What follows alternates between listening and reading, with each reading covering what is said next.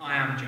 I'm your candidate for Bournemouth East. I'm also one of the ward councillors here. Me and my wife were both successfully elected last year for the Greens. We're both also humanists. We had our humanist wedding ceremony a few years ago, performed by, I think I've spotted him out in the crowd, the wonderful Simon Bull, who's probably known to a lot of you through Dorset humanists. I'm very interested in philosophy and all of that, and I'd love to talk about that, but I recognise today is politics and policy. And there's loads of topics that we were told about beforehand to cover, and I think it's probably a bit too much for this format, so just in case, if you're interested, I have brought some sheets for my positions. I've also done a very long-form response to all the topics in advance on my blog. You'll find details of that. It's on our ward newsletter you'll find over there. There are massive problems in our public services at the moment. They are financial black holes because they're not run very efficiently, and now we are seeing they're not even run very effectively. Now, a big problem, one of the root causes is the policies of marketisation and privatisation. And those are policies that have been carried out for generations now, not just by the Tories. We cannot pretend that this started in 2010. These are the legacy policies of the Labour government that came in '97 as well, things like Foundation Trust for NHS hospitals. There's also a real crisis of leadership, and that filters right the way down from the top of government all the way to the bottom, to local government at local council level. And that's because the way politicians are rewarded is not based on how well they do at running the services they're responsible for or representing their constituents. It's how well they're perceived to be doing. And that perception is very dependent on the goodwill of the people who run a lot of the media empires at the moment. It used to be the Rupert Murdochs, and now it's turning into the Elon Musks and the Mark Zuckerbergs or whoever. Now, no organisation can run like that. If you run a car dealership, and you pay your salesman based on how many cars other people reckon they've sold, rather than how many they've sold, it's just not going to work. None of us have worked for an organisation like that. It simply doesn't work. We cannot have politicians like that in charge. It's one of the things as a local councillor I'm most passionate about sorting out. It's why it makes me really angry that actually the way politics is set up, you can have politicians who do absolutely naffle. We've got here at BCP. I was going to use, what's his name?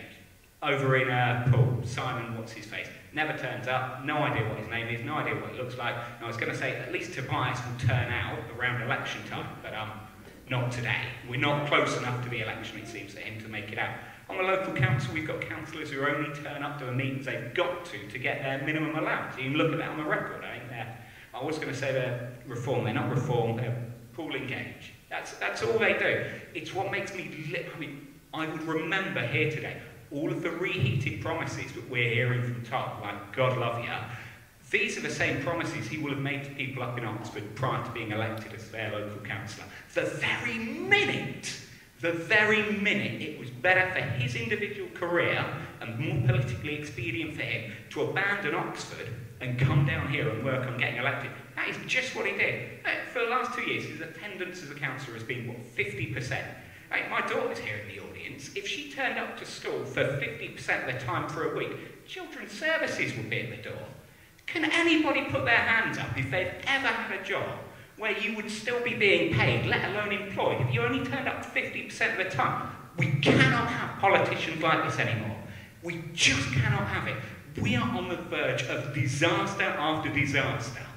We are going to be looking at rationing in this country in the next few years. Now, you may think I'm being alarmist, but you pick up any paper, you will read about the crop shortages we are going to experience in the next few months because of heavy rainfall caused by climate change. A problem that's been ignored by career politicians, which we see again and again and again.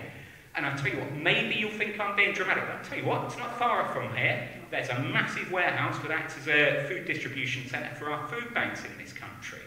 That is essentially rationing already, where we have an economy that cannot put the food on the table of working people.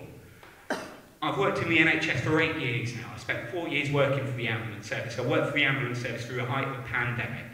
And I tell you what, all you needed to do as an MP, all you needed to do as a politician was follow the clinical advice, make sure those discussions are not politicised, and keep your fingers out the till. That was all they had to do. And we lost billions in fraud to COVID. Billions.